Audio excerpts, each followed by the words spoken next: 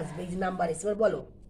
এই যে মাছ বাড়িতে এসেছিল মাছালা, সেই বললাম 150 টাকা করে হবে, তা দিতে চাইল না প্রথমে, তারপরে দিয়ে গেল সব মাছ।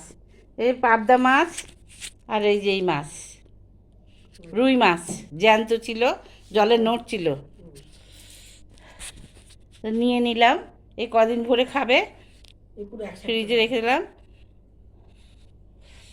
আপনারা এরকম যদি পান কিনবেন, তাহলে আস্তে আস্তে অল্প অল্প করে রান্না করে দাদাভাইকে দেবেন, বা নাতি পুতি থাকলে তাদের দেবেন, দিদিভাইদের দেবেন, নিজেও খাবেন, কিন্তু নিজের শরীরের দিকে তাকাবেন, সুস্থ রাখবেন দাদাকে আর নিজেকে, সুস্থ থাকবেন। এই পাবদা মাছটা একটু সস্তায় পেয়েছি, পাবদা মাছটা না 120 টাকার নিচে। ভালো হয়েছে বলবেন কমেন্ট করে, ভালো হয়েছে না খারাপ হয়েছে। পাবদা কি করা যায় একটু যদি বলে দেন, পাবদা কি খাবো? পাবদা মাছে আমি ওই কাঁচা লঙ্কা চিড়ে একটু ঝোল করে দিই, আর কিছু করি না। ওই মশলাপাতি তো খায় না, আমারও খেতে ভালো লাগে না। আমার আবার সুগার হয়েছে তো, তা একটু সব খাওয়া দাওয়া কম করছি।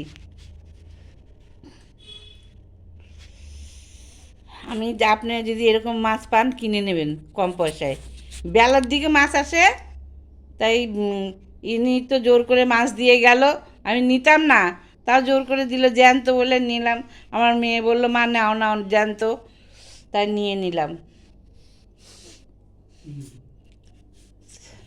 আজকে তো মঙ্গলবার, ওরা আবার মাছ খায় না, ওদের জন্য নিরামিষ ডাল করেছি মূলো দিয়ে,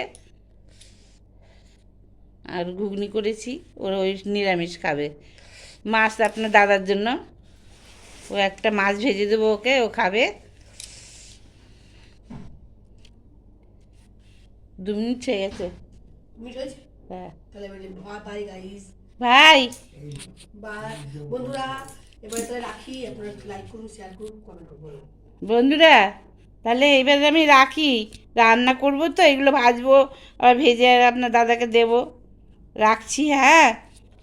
আপনারা আমাকে সাবস্ক্রাইব করতে ভুলবেন না, লাইক করতে লাইক করবেন, সাবস্ক্রাইব করবেন, কমেন্ট করবেন, আর শেয়ার করবেন। ফটো তুলি।